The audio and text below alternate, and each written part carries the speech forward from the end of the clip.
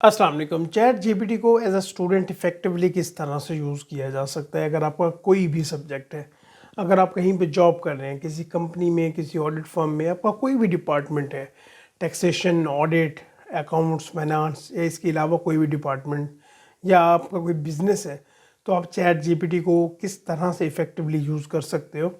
And lastly, अगर आप freelancer है तो आपने फ्रीलांसिंग को किस तरह से इफ़ेक्टिव बनाना है बाय यूजिंग चैट जीपीटी, और किस तरह से अर्निंग्स के मौके को और ज़्यादा बेहतर करना है।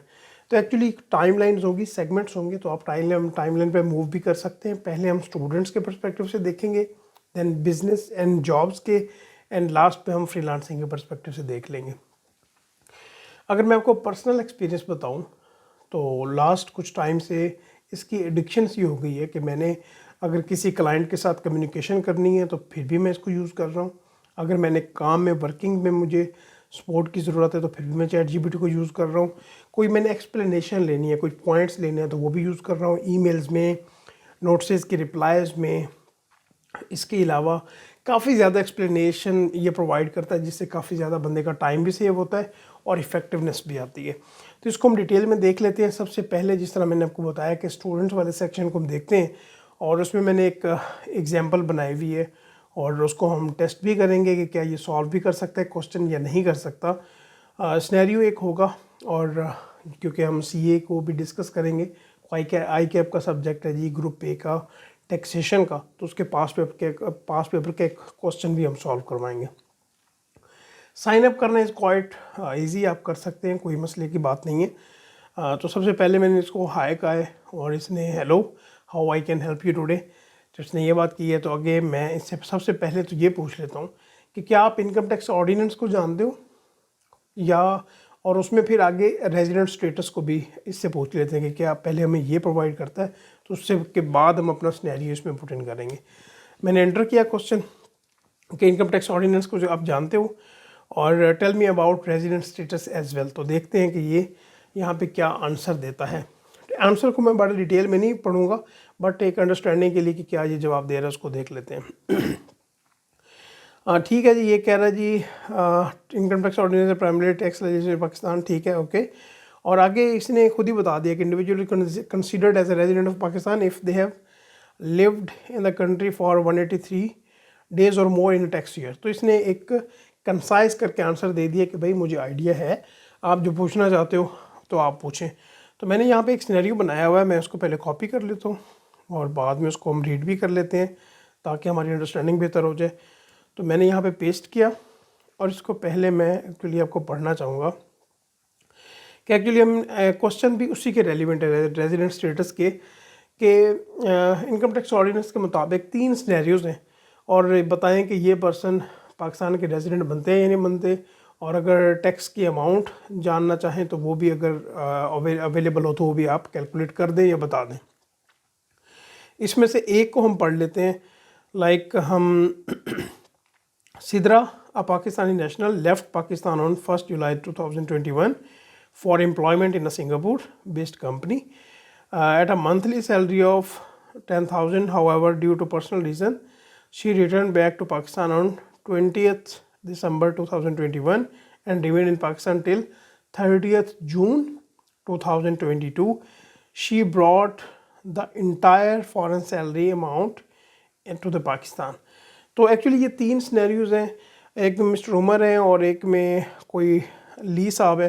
तो एक्चुअली 3 सिनेरियोज़ हैं, इनमें देखते हैं कि चैट जीपीटी को आइडिया तो है इनकम टैक्स ऑर्डिनेंस का, और उसने डेफिनेशन भी बता दी कि 183 और मोर डेज अगर वो पाकिस्तान में रहता है कोई भी पर्सन, ही और शी, तो उसको हम रेजिडेंट कहेंगे। Let's enter. और आप ये देखें कि इतना टाइम बंदे को यहाँ पे टाइप करने में नहीं लगता जितना क्विकली ये रिस्पॉन्स देता है, और इसने क्विकली जो है ना लाइक एक्सप्लेन करना स्टार्ट कर दिया मिस्टर ली के बारे में, फिर आगे जो मिस्टर उमर है उनके बारे में कि ये भी पाकिस्तानी नेशनल है, और जो इंजीनियर हैं चाइनीज़ वो भी पाकिस्तानी रेजिडेंट बनते हैं, ठीक है। और इसी तरह जो हमने थर्ड सेगमेंट पढ़ा था उसका मैं आंसर आपको पढ़ के बता दूंगा। Sidra the Pakistani national is considered a resident person as she has been living in the country for 183 or more days in a tax year 2022. चले यहाँ तक तो हमें ये पता चल गया कि कितनी इसने हमें आसानी से ये बता दिया। लेट से हमारे पास टाइम नहीं है, हम पास्ट पेपर्स की प्रैक्टिस कर रहे हैं, तो हम इजीली यहाँ पे कॉपी पेस्ट करें और उसकी एक्सप्लेनेशन समझ लें कि एक्चुअली ये क्वेश्चन किस तरह से है, राइट। तो इस तरह से कोई भी अगर आप सेक्शन को देखना चाहें, एक पर्टिकुलर टॉपिक को देखना चाहें, तो आप देख सकते हैं। हम एक इकोनॉमिक्स के रेलिवेंट भी क्वेश्चन इससे पूछ लेते हैं कि डिमांड एंड सप्लाई को एक एग्जांपल के साथ क्या ये हमें समझा सकता है, तो देखते हैं ये कर सकता है या नहीं कर सकता। Explain demand and supply with an example. ठीक है, ये हमारा जो पीआरसी का एक सब्जेक्ट है उसके रेलिवेंट भी एक क्वेश्चन हो गया। अच्छा जी, ये कह रहा है जी demand and supply are the two fundamental concepts in the economics that determine the price and quantity of a good or service in the market. ठीक है, चले हम डेफिनेशन को नहीं पढ़ेंगे, एग्जांपल को देख लेते हैं कि क्या ये वाकई ही हमें एक प्रैक्टिकल एग्जांपल जनरेट करके दे सकता है। ये तो इसने हमें डेफिनेशन बता दी, सप्लाई को भी बता दिया कि supply refers, demand refers to quantity of goods, supply refers to quantity of goods service, detail में बता दिया हुआ है। और ठीक है, इसको ये टाइप कर ले तो हम देखते हैं कंप्लीटली। इसने हमें यहाँ पे एग्जाम्पल आई थिंक नहीं बताई। Can you explain it with an example. ठीक है, इससे हो जाए कि जो आप डिमांड एंड सप्लाई का बताया उसको एग्जांपल के साथ आप बता सकते हैं। चलें जी, ठीक है, उसने एग्जांपल हमें बता दिया। Let's say there is a shortage of ice cream on a hot summer day, the shortage of supply leads to increase in the demand of the ice cream as people are willing to pay higher prices to get their hands on it. चले, हमें concept का पता चल गया, इसने एक example हमें drive करके दे दी। टेक्स्ट को भी देख लिया, इकोनॉमिक्स को भी देख लिया। देखिए, एक आइडिया होता है और आइडिया को आगे पिच करना, किस तरह से उसके आगे लेके जाना है, ये आपका काम होता है। चलिए, अभी हमारे पास अकाउंटिंग का एक क्वेश्चन है, उसको हम देख लेते हैं कि एक सिंपल सा क्वेश्चन करते हैं actually. Tell me the difference between accrual and cash basis and give me an example or journal entries as well। चले, अक्रूवल और कैश बेसिस का एक्चुअली डिफरेंस मैं जानना चाह रहा हूँ। ठीक है, यहाँ पे अगर आप कोई IAS लिखेंगे, IAS 10 है या 37 है, तो उसके रेलिवेंट भी ये बता सकता है हमें। चलें जी, इसने डेफिनेशन बताना शुरू कर दी है। Accrual basis or the cash basis are two method of accounting used to record financial transactions. Accrual basis भी होती है और कैश बेसिस भी होती है। आगे ये एग्जांपल बता रहा है, इफ़ अ कंपनी सेल्स इन अ दिसंबर, आगे पर्टिकुलर एग्जांपल है, उसकी डिटेल में नहीं जाएंगे। देखें, हमने उसको कहा कि एग्जांपल बताओ और हमें जर्नल एंट्री भी बता दो, तो उसने जर्नल एंट्री तक हमें बता दिया हुआ। इसके अलावा अगर आप पास्ट पेपर को प्रैक्टिस के अलावा कुछ एडिशनल प्रैक्टिस करना चाहें, यहाँ पे टॉपिक लिखें, उसके रेलिवेंट उसको बताएं कि भाई मुझे आप पर्टिकुलर क्वेश्चंस जनरेट करके दे दें, चाहे वो सब्जेक्टिव हों, MCQs हों, तो उसके रेलिवेंट ये आपको क्वेश्चंस भी जनरेट करके दे सकता है। तो इट्स दैट कन्वीनियंट कि आपको स्टडीज़ में किस तरह से ये फैसिलिटेट कर सकता है, राइट। तो अभी हम जो अपना दूसरा सेगमेंट है उसको ज़रा एक्सप्लोर करते हैं, और उसमें लेट्स से हम ये देखते हैं जी कि अगर कोई भी बंदा लाइक कहीं पे जॉब कर रहा है, तो जॉब में किस तरह से ये हमें हेल्प आउट कर सकता है। तो सबसे पहले मैं इसे ये पूछने की कोशिश करता हूँ कि कोई भी फॉर एग्जांपल सी एंटर कर लिया है, कोई ACCA फाइनलिस्ट है या SCCA कर लिया, CMA का ACCA CMA के स्टूडेंट्स हैं, तो वो ट्रेनिंग में जाते हैं, तो वहाँ पे ट्रेनिंग में उनको किस तरह से हेल्प आउट कर सकता है। तो इससे पूछते हैं हम, can you help me in auditing. बड़ा जनरल सा मैंने इससे क्वेश्चन पूछा है, तो देखते हैं कि किस तरह auditing in audit firm, let's say मैंने ये कर दिया जी। ठीक है, देखते हैं कि ये किस तरह से हमें ये आंसर करता है। क्या ऑडिटिंग में हमें हेल्प आउट कर सकता है? Yes, I will be happy to help with auditing in our audit firm. क्या कैटेगरीज है एक्चुअली वो भी देख लेते हैं। Okay, the audit process typically involves several stages like planning, gathering evidence, transactions, ठीक है, testing, okay, reporting। एक्चुअली मैं एक एक नाम पढ़ रहा हूँ, उसको डिटेल में नहीं पढ़ रहा। As an AI language model I don't have the ability to physically perform an audit. बिल्कुल ठीक है, फिजिकली ऑडिट परफॉर्म नहीं कर सकता, but I can certainly provide information and guidance on auditing concepts and techniques. अच्छा चले, ये कह रहा है कि हम ऑडिटिंग में एक्चुअली ये हमें हेल्प आउट कर सकता है। लेट से एक्सपेंसेस का या सेल्स का हम लाइक ऑडिट करना चाहते हैं, तो इससे हम पूछते हैं कि can you help me in auditing of expenses. Help me in auditing of expenses. ठीक है, तो हमें देखते हैं कि एक्सपेंसेस के रेलिवेंट क्या क्या हमें ये गाइडलाइंस प्रोवाइड करता है। अच्छा हाँ, यहाँ पे ना एक्चुअली हमें ये भी देखना चाहिए था कि मुझे यहाँ पे लिखना चाहिए था can you help me in auditing of expenses with respect to ICAP guidelines, या IAS बंदा कर सकता है कि स्पेसिफिक हो के एक्चुअली ये आंसर कर सके। एक्चुअली देखा जाए तो इसने जो इंटरनेशनल स्टैंडर्ड्स हैं उन्हीं के मुताबिक ये आंसर दे रहा है कि understanding the companies policies and procedures for incurring expenses. उसके अलावा reviewing expenses report, testing expenses for accuracy, confirming expenses with third party, evaluating internal controls, reporting. It's important to note that auditing expenses is just one aspect of comprehensive audit and should be performed in conjunction with other audit procedures to provide an overall assessment of a company financial health। अच्छा, ये जो अभी यहाँ पे इसने हमें 6 points बताए हैं कि अगर आप एक्सपेंसेस को ऑडिट करना चाहते हो तो आपको ये पर्टिकुलर पॉइंट्स देखने पड़ेंगे। तो मैं इसको ये कह देता हूँ कि भाई आपने ये जो टेस्टिंग एक्सपेंसेस फॉर एक्यूरेसी का ये बताया है कि आप ये पॉइंट नंबर 3 को, या फॉर एग्जाम्पल मैं इसको कॉपी करता हूँ, can you explain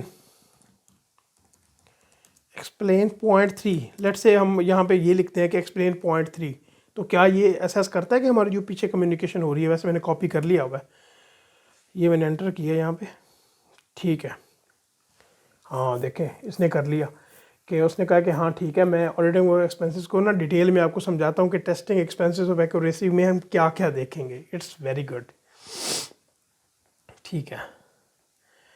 This involves reviewing a sample of expenses to verify that they are accurate, have been recorded in the correct account. The auditor may use various audit procedures to perform this step, such as, all right,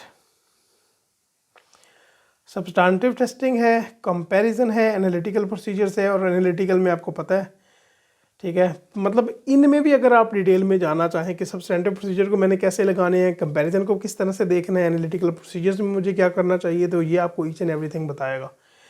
तो actually let's say मैं इसको कहता हूँ कि भाई मुझे ना ये नहीं समझ आ रही कि कॉस्ट ऑफ सेल और जो हमारी रेवेन्यू होता है इसका क्या आपस में रिलेशन होता है। तो लेट्स से क्या हमें ये बता सकता है,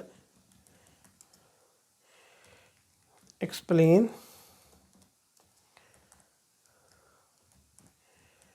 relation between cost of sales and revenue। ये रेवेन्यू नहीं, लेट से हम ये कह देते हैं cost of sale and closing stock. थोड़ा सा इसको जो है ना घुमाते हैं हम, क्या करता है ये,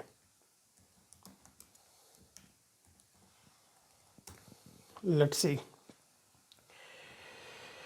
the relationship between the cost of sale and closing stock is important is understanding a company's financial performance। ठीक है, cost of sale, ठीक है, बता रहे हैं हमें, is the cost incurred to produce or sell the goods that a company sells। it is calculated, मतलब ये कि हमें ये डिटेल में समझा रहा है कि भाई ये कॉस्ट ऑफ सेल और क्लोजिंग स्टॉक में एक्चुअली क्या डिफरेंस होता है। अगर इसको हम कॉम्प्लिकेटेड भी क्वेश्चन करेंगे तो ये हमें बताएगा। अच्छा, इसके बाद मैं इसको ये लेट से कहता हूँ कि भाई मैंने इंटरव्यू देना है, ठीक है, मेरा पर्टिकुलर ये बैकग्राउंड है, मैंने इंटरव्यू देना है और मुझे आप पर्टिकुलर इंटरव्यू के क्वेश्चंस बता दो जो कि इस सेगमेंट में पूछे जाते हैं, तो क्या ये मुझे ये जनरेट करके दे सकता है? ठीक है, मैं इसे पूछ लेता हूँ। ठीक है, I need 10 questions, 10 interview question. ठीक है, 10 interview questions for intern position in an accounting firm। Accounting firm है जी, और मैंने इंटरव्यू देना है और मुझे इंटरव्यू के क्वेश्चंस चाहिए। क्या होने चाहिए? मैंने एंटर करता हूँ और ये मुझे टॉप जो क्वेश्चंस होंगे उसके मुताबिक बता देगा। उसके अगर मुझे आंसर्स चाहिए अप्रोप्रिएटली तो वो भी हमें बता सकता है। अच्छा, यहाँ पे इसको हम थोड़े से और एक एंगल से देख लेते हैं। यहाँ पे मैं अगर इससे पूछना चाहूँ कि IFRS को अगर हम लेके चलना चाहें कि IFRS 15 है लेट से, क्या ये इसके बारे में जानता है और उसका रिकग्निशन का क्राइटेरिया क्या है, तो ये क्या हमें वो जनरेट करके दे सकता है। और इसके अलावा लेट से हम इससे कोई बिज़नेस मॉडल बनवाना चाहें तो क्या ये हमें बना के दे सकता है। पहले हम ना इससे हम ये पूछते हैं कि हमें ना एक्चुअली एक बिज़नेस मॉडल बना के दे दें। तो मैं इसको यहाँ पे लिखता हूँ। देखें 10 के 10 क्वेश्चन इसने लिख के दे दिए। ये मैं इसको कहता हूँ give me an example of a business case suggesting we should spend 100 million capital या capex on upgrading production plant. ठीक, कोई भी कंपनी है तो हम उसको कहते हैं कि हमें जी एक बिज़नेस केस बना के दो, 100 मिलियन का हमारे पास कैपिटल है कि हम प्लांट एंड मशीनरी का जो प्लांट है उसको अपग्रेड कर सकते हैं। तो मैं इसको एंटर करता हूँ, देखते हैं कि क्या रिजल्ट जनरेट करता है। Here is an example of a business case suggesting that a company should spend 100 million in a capital expenditure on upgrading its production plant। Wow, great. अभी आप यहाँ से सिर्फ सिंपल ये देखें कि कोई भी बंदा अगर फ्रीलांसिंग के प्रोजेक्ट्स वो डील कर रहा है और उसमें वो फाइनेंशियल मॉडल्स बना के दे रहा है, तो वो किस तरह से चैट जीपीटी की हेल्प ले सकता है एक एक सेगमेंट में डिटेलिंग में जाके। इस तरह से नहीं जेनेरिक, जिस तरह भी मैंने लिखा है एक लाइन कि आप मुझे वो बना के दे दो। जितना ज़्यादा बेहतर आप यहाँ पे प्रॉम्प्ट लिखोगे ना कि मुझे एक्चुअली क्या चाहिए आपको, उतना ज़्यादा बेहतर वो आपको क्या करेगा, रिजल्ट जनरेट करके दे देगा। तो अभी ये तो इसने मुझे करके दे दिया। अभी मैं क्या करता हूँ कि मैं उसको ये बताता हूँ कि भाई मैं एक फाइनेंस पर्सन हूँ, मेरा कोई 2-3 साल का एक्सपीरियंस है, ग्रेजुएशन मेरी एजुकेशन है और मेरे माइंड में कुछ भी नहीं आ रहा, आई एम ब्लैंक, तो मुझे एक CV ड्राफ्ट करके दे दो। ठीक है, तो क्या आप मुझे ये CV ड्राफ्ट करके दे सकता है? तो मैं यहाँ पे एक्चुअली मैंने एक लिखी भी है, एक समरी सी, वो मैं आपको पढ़ के भी सुना देता हूँ। Build me a resume for auditor और accountant person, qualification graduation in accounting and finance and 3-year experience in accounts, some soft skills such as like Excel, Word and PowerPoint, know how to prepare financial statement with respect to IFRS and ICAP guidelines। यहाँ पे मैंने mention कर दिया। तो मैंने उसको ये 3 लाइनें बताई हैं कि भाई ये मेरा बैकग्राउंड है, नाम वगैरह मैं खुद लिख लूँगा, आप मुझे एक प्रोफेशनल या एक CV का एक्चुअली टेम्पलेट शेयर करें। ज़रा एंटर करते हैं, देखते हैं कि क्या ये हमें CV का मॉडल बना ले जनाब। वाओ, ऑब्जेक्टिव ये खुद से बता रहा है भाई, नेम लिखो, एड्रेस लिखो, ईमेल। यहाँ से आपने फिर क्या करना होगा, सिंपली आपने कॉपी पेस्ट करना है और कॉपी करके आपने वर्ड में जाके पेस्ट करना है और अपनी CV को प्रिंट कर लेना है या आपने ईमेल कर देना है। ठीक है, वर्क एक्सपीरियंस बता रहा है खुद से, अकॉर्डिंगली मैंने उसको 2-3 चीज़ें बताई थी। उसने क्या कहा है जी, maintain financial records and prepare financial reports in accordance with the IFRS and ICAP guidelines, conducted internal audits and provided recommendation for the process improvement। Wow, मतलब कि मैंने पढ़ने से जल्दी जल्दी वो ना यहाँ पे ड्राफ्ट कर रहा है और ये अभी अपनी इनिशियल स्टेजेस में है। ठीक है, सर्टिफिकेशन में है तो IFRS and ICAP certification, year of completion, reference. ठीक है, मैं यहाँ पे कहता हूँ कि भाई जो ठीक है, सीवी के बारे में मैं ज़्यादा डिस्कशन में नहीं जाते। मैं एक्चुअली ना IFRS को लेके जानना चाहता हूँ कि क्या ये IFRS को समझता है? Do you know about IFRS? यहाँ पे देखते हैं कि क्या IFRS का इसके पास नॉलेज है। Yes, I am aware of international financial reporting standards. Wow, ये इतनी ज़्यादा ज़िंदगी आसान कर सकता है और बिलीव मी इसने इतना मुझे हेल्प आउट किया है। लाइक आप ये समझें कि अगर आपको कोई भी स्टैंडर्ड में स्पेसिफिक क्वेश्चन है तो आपको क्या करना पड़ता था, पहले स्टैंडर्ड खोलना पड़ता था, पर्टिकुलरली जाके ढूंढना पड़ता था कि इसका आंसर मुझे कहाँ पे मिलेगा। और यहाँ पे आपको क्या करना है, you just have to type कि भाई ये मेरा पर्टिकुलर क्वेश्चन है, ये मेरा स्टैंडर्ड है। लेट्स से मैं यहाँ पे कहता हूँ कि एक्सप्लेन IFRS 15, मैंने सिंपल यही लिखा। लेट्स सी क्या करता है ये। बहुत इंपॉर्टेंट स्टैंडर्ड है यहाँ से। Revenue from the contracts with customers is an international law जी। इसने हमें बता दिया स्पेसिफिक होके क्वेश्चन।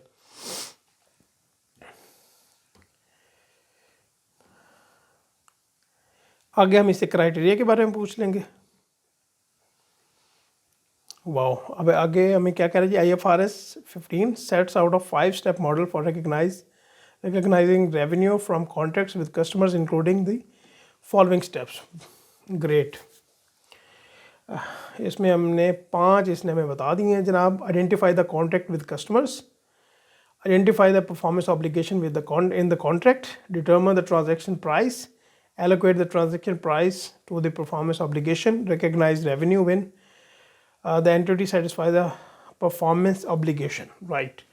अभी मैं इसको कहता हूँ कि भाई मुझे give me a criteria to recognise revenue, ये बताओ इसके अकॉर्डिंगली, IFRS 15 के अकॉर्डिंगली। एंटर किया मैंने। लेट्स से कि अब भी हमें ये क्या रिजल्ट जनरेट करके देता है। Criteria for recognizing revenue under IFRS 15, revenue from contracts with customers are as follows। ठीक है, मतलब आप यहाँ पे IFRS का नाम डालें, कोई आपके पास एक उसके रेलिवेंट केस सिनेरियो है तो वो डालें, आपको ये डिटेल में समझाएगा। आपको उसकी एक्सप्लेनेशन समझ में नहीं आई, आप जस्ट उसको बताएं। लेट्स से मैं आपको एग्जांपल देता हूँ। मैं इसको कहता हूँ कि इसमें जो पॉइंट नंबर 5 है ना, पॉइंट नंबर 5 को एक्सप्लेन करें। एक्सप्लेन ले। पॉइंट नंबर 5 क्या था? प्रोबेबल। वाओ, और ये देखें कि ये भी अपनी अर्ली स्टेजेस में है। जब ये बहुत ज़्यादा मैच्योर हो जाएगा, ये चैट GPT है, OpenAI जो भी ये प्रोडक्ट है, तो ये किस तरह से लोगों को फैसिलिटेट करेगा। जहाँ पे लोग परेशान हो रहे होंगे कि हमारी जॉब्स खतरे में। बिलीव मी, ये आपकी जॉब्स को बहुत ज़्यादा एफिशिएंट बना देगा, राइट। मैं इतने ज़बरदस्त अपने क्लाइंट्स के साथ कम्युनिकेशन कर रहा हूँ और मुझे सिर्फ एक लाइन लिखना पड़ती है, 2-3 वर्ड्स लिखने पड़ते हैं कि भाई मुझे ये बता दो आप, सिंपल बस, राइट। अच्छा, जॉब का बड़ा प्रॉब्लम होता है। अभी मैं उसको ये कहता हूँ कि भाई can you help me find a job in big 4 accounting firm. देखते हैं क्या करता है।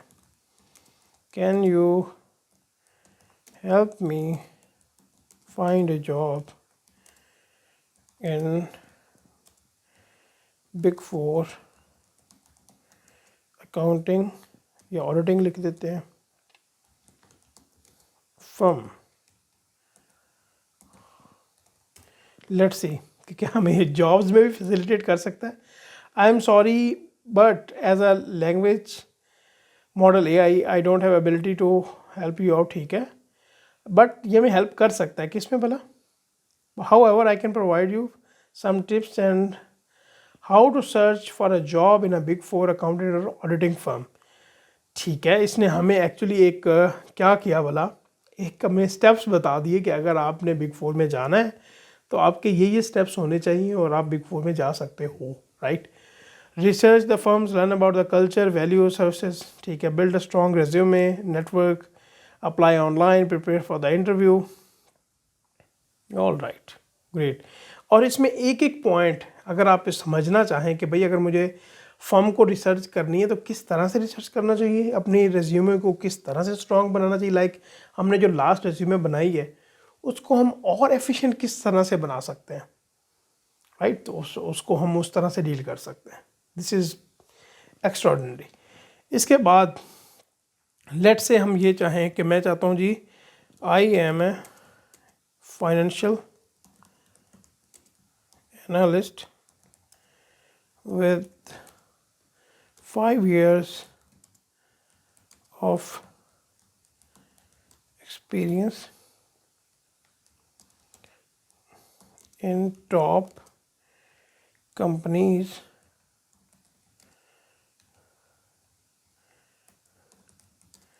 and now I want to switch job. अच्छा, can you suggest me career path and good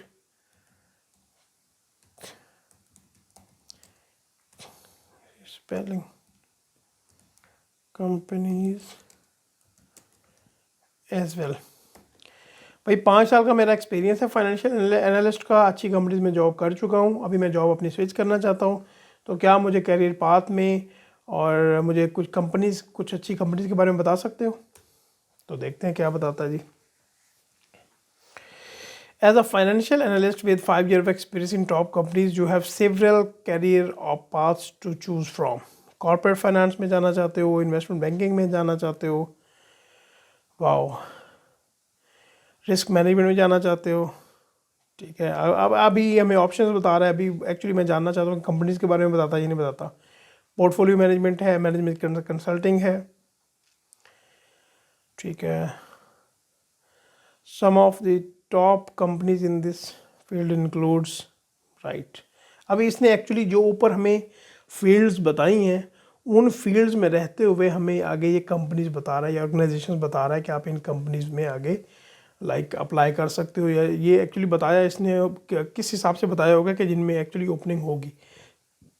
अच्छा, हम किस तरह से कर सकते हैं, एक और काम मैं आपको बताना चाहता हूँ। वैसे अगर कहेंगे तो उसके ऊपर एक सेपरेटली मैं डिटेल में वीडियो बना दूंगा। लेट से आपके पास एक CV ऑलरेडी आपके पास अवेलेबल है, आपने CV को as it is copy paste किया, ठीक है, और इसको बताया कि भाई मुझे CV रिव्यू करके दो, तो इसने हमें CV रिव्यू करके दे देनी है, ठीक है। और अगर आप कहीं पे जॉब देखते हो, आपकी एजुकेशन के मुताबिक आप किसी पर्टिकुलर डिपार्टमेंट में जाना चाहते हो, तो आपको जब CV इसमें इंसर्ट करोगे तो फिर आप जब जॉब डिस्क्रिप्शन डाल दोगे किसी भी लिंक्डइन से, अगर कोई जॉब की अलर्ट आया है या किसी भी वेबसाइट से आपने जॉब की अलर्ट देखी है, और जब आप इसको कहोगे ना कि इस जॉब डिस्क्रिप्शन के अकॉर्डिंगली मेरी CV में कीवर्ड्स को आप इंक्लूड कर दो, तो आप देखेंगे कि कीवर्ड्स को भी ये इंक्लूड करेगा। और मैंने अपने कुछ जानने वालों की 1-2 की CVs यहाँ पे उनको अपडेट भी किया है। So you can do it as well, right. It's quite simple. अभी हम एक्चुअली एक और पर्सपेक्टिव से देख लेते हैं कि भाई ऑफिस में माहौल ख़राब है एंड एंग्री, बहुत गुस्से वाला बॉस है और ये आपका कोलीग है, तो उसको आपने एक पोलाइट तरीके से समझाना है कि भाई ये जो गुस्सा होता है अच्छी बात नहीं होती, तो इसको हमें एक बेहतर तरीके से लेके चलना चाहिए। तो उसको मैं ईमेल करना चाहता हूँ, तो मैं कहता हूँ जी write an email to angry colleague या एंग्री बॉस कह लें, and telling him to calm down, let's say calm down and behave professionally, ठीक है जी। मैंने अपने बॉस को एक ईमेल लिखनी है और उसका दिमाग ख़राब है और उसको मैं कहता हूँ भाई काम डाउन हो जाओ और यहाँ पे हमें प्रोफेशनल तरीके से काम करना चाहिए। लेट्स सी कि हमें ये क्या ईमेल लिख के देता है। एंटर करेंगे और देखिए request for the professional behaviour in the work place, wow dear, respected भी आप यहाँ पे चूज़ कर सकते हो, बॉस नेम लिखें। आई hope this email finds you in a good health and spirit. I am writing to express my concerns about a recent incident in the workplace. I understand that things may not always go as planned and emotions can run high in such situation. Wow, what a story! कि मतलब कि उसको बता रहा है कि भाई कोई मसला नहीं है, अब बंदे के इमोशंस कभी हाई हो जाते हैं, इट्स ऑल राइट। दूसरे में क्या कह रहा है, दूसरे पैरे में क्या कह रहा है, I would like to respectfully request you that you take a moment to calm down and refocus on the situation at hand. Your behavior has a significant impact on the morale and the motivation of the team. अच्छा, इसके अलावा एक और बात, let's say आप यहाँ पे resignation देना चाहते हो कि you want to switch the job and you writing an email to your boss कि मैं यहाँ से क्विट कर रहा हूँ। Write an email to my boss, to boss telling him politely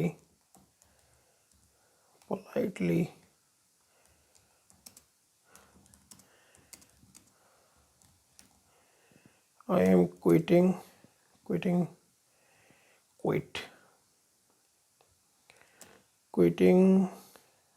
my job here। ठीक है, देखते हैं जी क्या ये आंसर करता है। ठीक है, subject resignation letter, I hope this find I am writing this email, I have decided to resign my position at the job. All right, देखें जी, इसने आपने सिर्फ एक लाइन लिखी है और इसने एक ईमेल लिख के आपको दे दी है। देखें, अगर आपको पता है तो फ्रीलांस मार्केट में आप जब ईमेल्स को लेके, ब्लॉग्स को लेके, बड़ा बेहतरीन तरीके से कंटेंट राइटिंग को लेके इतना ज़्यादा कैरियर है, और आपको ये लगेगा कि भाई मेरा कैरियर ख़त्म हो जाएगा और जो चैट जीपीटी है उसको यूज़ करके लोग तो खुद ही बना रहे होंगे कंटेंट, तो यहाँ पे हमारी क्या नीड है। देखिए, अगर आप इफ़ेक्टिवली काम करेंगे और इसको यूज़ करना ज़्यादा बेहतर आपको आएगा तो ऑब्वियसली आपके पास क्लाइंट्स भी आएंगे। ठीक है, so nothing to be worried about. ये इसने रिप्लाई का लिख के दे दिया।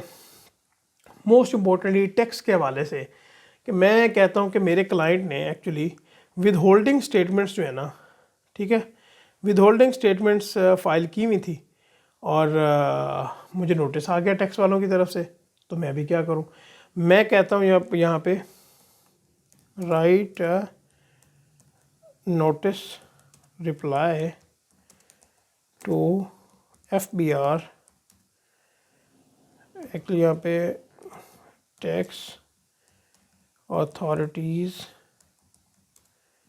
यहाँ पे मैं लिख देता हूँ FBR। यहाँ पे अगर आप कोई सेक्शन डालना चाहें तो वो भी डाल सकते हैं। Informing that my client has already submitted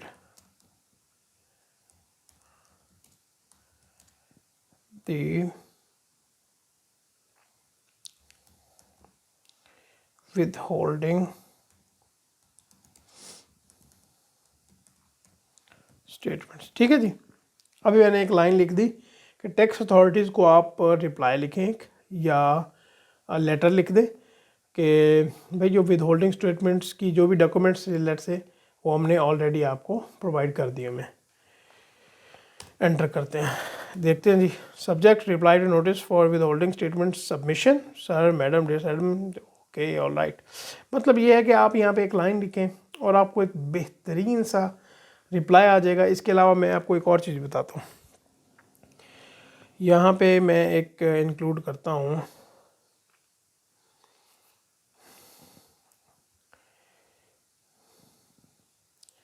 मैं इसको ये कहता हूँ कि जो आपने ये ईमेल लिखी है ना, मेक इट शॉर्ट, लाइक जो ईमेल की बॉडी है उसको आप शॉर्ट कर दें, तो देखें अकॉर्डिंगली ये उसको शॉर्ट कर देगा। ठीक है, इसके अलावा अभी हम फ्रीलांसिंग को टच दे देते हैं और हम ख़ास तौर पे इसमें कंटेंट राइटिंग को देख लेते हैं या ब्लॉगिंग को देख लेते हैं। देखिए यहाँ पे लेट्स से मैं इसको ये कहता हूँ कि आप मुझे ये बता दो कि अगर हम ग्रोथ को देखें, जीडीपी ग्रोथ को देखें, तो हमारे यूके को या यूएस को अगर हम कंपैरिजन में लेके आए तो पिछले कोई 10 सालों में लेट्स से जीडीपी ग्रोथ किस तरह से हुई, ये मैंने अभी बैठ के सोचा है, तो लेट्स सी ये किस तरह से आंसर करता है। Right me a blog for GDP growth, ठीक लिखा था मैंने, जीडीपी यार, growth of UK and US from 2011 to 2020, explain the main differences and key points, let's say.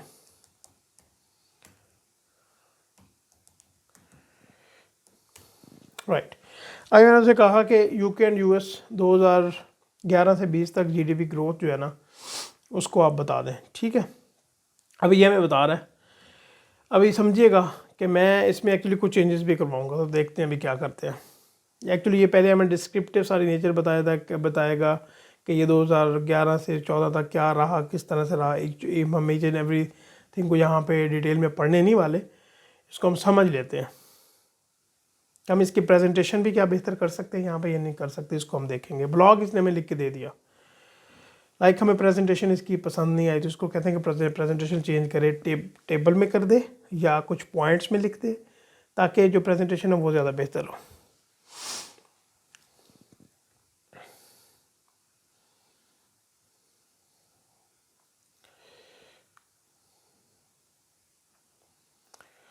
ठीक है, ये जैसे ही एंड करता है तो हम मूव करते हैं नेक्स्ट पे। अच्छा, मैं यहाँ पे ये कहता हूँ इसे include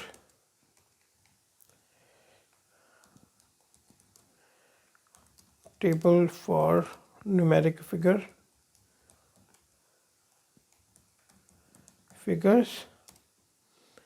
some key points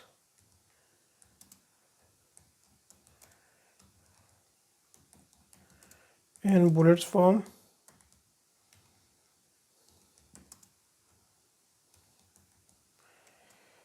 and blog should be around 300 words. मैंने उसको अभी बता दिया कि भाई मुझे 300 वर्ड्स का ये चाहिए, न्यूमेरिक फिगर्स के लिए को टेबल बना दो, कुछ जो की पॉइंट्स हैं उनके लिए बुलेट में बना दो। एक्चुअली मुझे प्रेजेंटेशन ज़्यादा बेहतर करनी है तो मैं एंटर करता हूँ। लेट्स से जी हमें ये अभी क्या कहते हैं, I am sorry I can not generate the table as I am text based AI language, however I can write a 300 word blog. ठीक है, ओके, नो प्रॉब्लम। चलिए, ये कहते हैं टेबल मैं नहीं बना सकता, मैं आपको डिस्क्रिप्टिव फॉर्म में लिख के दे सकता हूँ। ठीक है, ओके, बट उसने जो अभी क्या था भला, जो की पॉइंट्स थे वो हमें ये जो है ना बुलेट्स में बना के दे रहा है। इसको एक्चुअली हम वर्ड में लेके जाके उसके अकॉर्डिंगली हम अमेंड भी कर सकते हैं, या यहाँ पे जो आपकी पर्टिकुलर नीड है उसके अकॉर्डिंगली भी आप देख सकते हैं। तो this is how chat GPT, चाहे आप स्टूडेंट हो, आप बिजनेसमैन के पर्सपेक्टिव से रह गया। लेट्स से हम यहाँ पे उसको कोई भी कमांड देते हैं कि भाई मेरा ये बिज़नेस है और कोविड की वजह से जो मेरी लाइक सेल्स हैं और या मेरे जो बिज़नेस है उस तरह से उसकी परफॉर्मेंस नहीं रही, तो उसकी मैं सेल्स को किस तरह से बेस कर सकता हूँ। चलें ये कंप्लीट कर ले तो उसके बाद इससे पूछते हैं। ऑलराइट,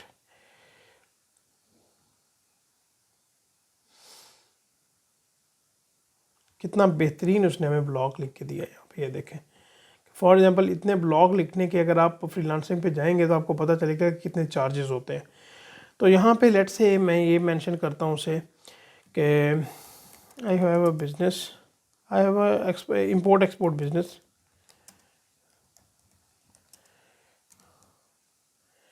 एक्चुअली ये तो एक केस सिनेरियो यहाँ पे बनाना पड़ेगा, चलिए मैं बनाने की कोशिश करता हूँ। ड्यू टू एनर्जी क्राइसिस, जो कि हमारे मुल्क की कंडीशन है, I am unable to generate revenues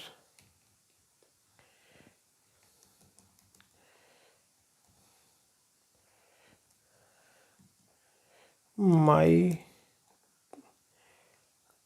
business is